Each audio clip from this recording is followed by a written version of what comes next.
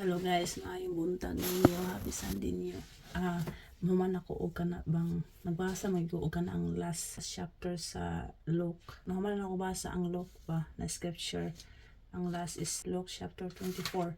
So, pag man ako basa ng scripture guys, kabalo mo sa gibasa Ginoo. Under sa scripture guys sa Luke na explanation sa mga tawong nag-study aning Bible. Diri pabasa ko sa Ginoo na all that God has spoken before ultimately relates to this final word, Jesus Christ. Jesus himself provides this way of reading the scriptures for these early disciples, and we, like them, are meant to learn the same way of reading God's word. See also John chapter 5 verse 39 to 47 and the introduction to the Gospel Transformation Study Bible. Pag man ako basa atong explanation about sa Luke chapter 24 is gipangita na ko tong ipakita gina ang John chapter 5 verse 39 to 47. Akong gipangita guys ang katong kuan John chapter 5 pagita na ako sa Bible. Sus naraman din ako sa front man di ay. So money ang Luke man ako ani. So nararaman ang introduction sa John. Kasi pangita aning Bible nararaman din sa ako ang front. Ito ko magipangita na ako sa John ang kanang giingon John 5. Di kabalo mo guys unsa gipakita sa Ginoo. Tara. Ready mo? So dara siya guys, John chapter 5 verse 39 to 47. Atong basahon siya guys. You search the scriptures because you think that in them you have eternal life, and it is they have bear witness about me, yet you refuse to come to me that you may have life. I do not receive glory from people, but I know that you do not have the love of God within you. I have come in my Father's name, and you do not receive me. If another comes in his own name, you will receive him. How can you believe when you receive glory from one another and do not seek the glory that comes from the only God? Do not think that I will accuse you to the Father. There is one who accuses you, Moses, on whom you have set your hope. For if you believe Moses, you would believe me, for he wrote of me. But if you do not believe his writings, how will you believe my words? Pasabot ani guys na si Jesus iyang giribok ang mga religious leaders tungod kay nag-study sila duro sa scriptures pero wala sila hintuo sa iya tungod kay ang gisulat ni Moses na scripture it is about Jesus Christ pero gi-reject nila si Jesus Christ. Dili sila modawat sa eternal life na ihatag ni Jesus Christ sa ilaha.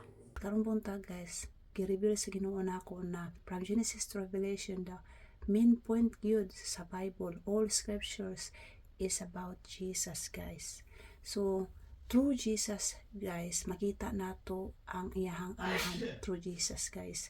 So guys diri guys i-reveal sa Ginoo na umutuo mo sa iyang anak, hintuo po mo sa iyang amahan. So kabalo mo na si Papa Jesus atong Ginoo.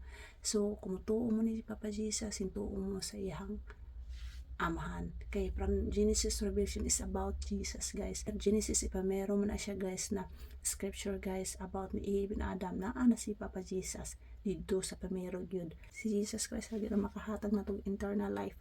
And then most important guys katong gibasa na ako guys na gituluan ta sa Ginoo na dapat na mubasa ta sa iyahang words guys. Kay kanang iyahang Bible guys diri nato mabawan ang tinuod guys. Mabawan nato kinsay makatao tinuod life nato guys. Kisay gabuhat tanan ani guys. Masabta nato guys kung sa nitabo sa kalibutan kung mubasa mo sa iyahang salita sa Bible. Kung mubasa mo sa iyahang Bible guys, tabangan mo sa Ginoo, i-reveal niya ang tinuod. So karon guys, kang wala pa nagbasa og Biblia guys, basa na mo para masabtan ninyo guys og ma-meet ninyo ang true God guys. Si Jesus ra maging makahatag nato eternal life. Balik-balik lagi ko. Basta si Papa Jesus nagahatag eternal life. Karong buntag guys, grabe si Papa Jesus. Nganong ako man nagibidyohan guys. Kay ngano, mabasa ko every chapter guys. Ako siyang isulat sa ako ang diary guys, usay gi-reveal sa Ginoo, usay gipasabot sa ako sa Holy Spirit, gibutang nako tanan diri guys, dara siya guys. Mani kong notebook, o diri nako gisulat kani siya magipang-reveal sa Ginoo kana siya. Sulat nako tanan guys. Then ang kani siya guys, ang katawanan kay ganing buntag karong buntaga guys ba. Kay paglantaw na ako sa akong notebook, instant akong basahon dyan, hing shortcut ko sa first John. Ang tawa. Kani, pagsulat na ko siya diri guys. Hing amba ko guys. Kaya naman gaykoy ka ng gisulat diri para akong bang guide ba. Listahan ako kung say una na akong basahon. Ana, mani akong listahan guys. Takitaan ra ko sa TikTok. Dili man ako ang nagpanani. Ang Ginoo ra magatabang nako tanan ani.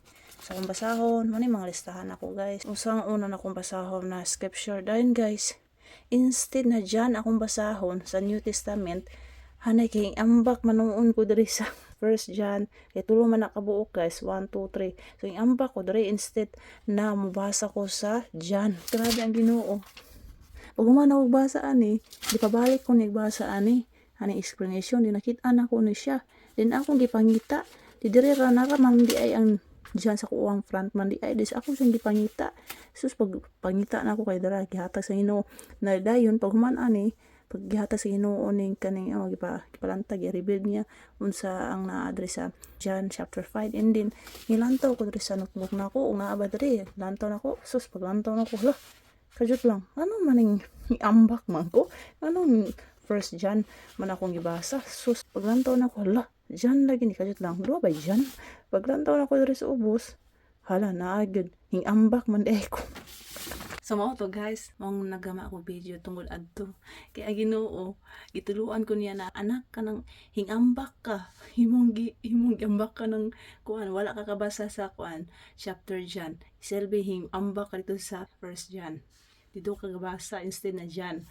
So guys, magbasa ko sa dyan, kaya papasahon ko sa Ginoo para masabdan ako. Ana guys, ato kong giinon nyo guys, para to sa Ginoo. Revelation ni Papa God karong adlaw, karong buntaga.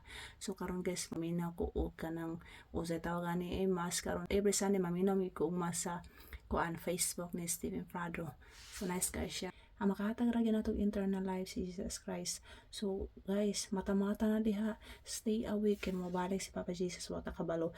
O kanang mga tao diyang di mo tuo maingon sa inyo ana ay tuwa na di na tinuod, ayaw mo pagtuo sila guys kay distraction siya sa mga kaaway guys para ma-blind mo, i-blind ang iyong mata o mga heart ninyo para dili mo kabalo sa tinuod guys. Pasa mo Bible, pagpalit mo Bible, then pag-study mo, kuman sa imong pamilya, sa imong mga anak guys, para mabawaan ang katinuoran kay ang kalibutan na to bututon kayo gitago gyud ang tinuod guys. So pabay sa karon guys, babu guys. Nahuman na gyud ang Sunday Mass, na siya gamay na technical problem pero everything's okay guys kasi nice kayo ang preach ni pastor today and very grabe kanindot kayo and connected sa gi-reveal ni Papa God sa Bible ganina na scripture na ako ganang buntag sa akong pagbasa. So karon ako siya gisulat sa papel kay para masabtan niyo unsay gustong i-reveal ni Papa God sa kuha o bilang sa kuha para sa inyo. So pasensya na sa ako ang pagbasa ani guys, pasensya na sa akong pagsulat kay di kaay ko masyado sa maayo mo kuan sulat o grammar na English. Kani ang gi-reveal ni Papa God karong buntaga. What God revealed me this morning connect what the pastor preached today. God wants us to know we have to read His words, not by forcing us, but it is important to feed our soul through His words. When you read and heard the God's words, you put in mind, goes to heart, and lastly, apply it in our lives. This preach today, God tells us we are precious to Him. That's why God wants you to read His Bible to know what He did to us, not what we did to Him. Through His Word, will open our eyes to see the truth that God loves us so much. In all creation He made, only we are the most precious to Him. That's why the enemies try to manipulate, blind us the truth, because they don't want us to know the truth. When we know the truth and understand God's Word, then that's the time you decide to fully surrender to God. When you fully surrender to God, God's Word started to grow in our hearts.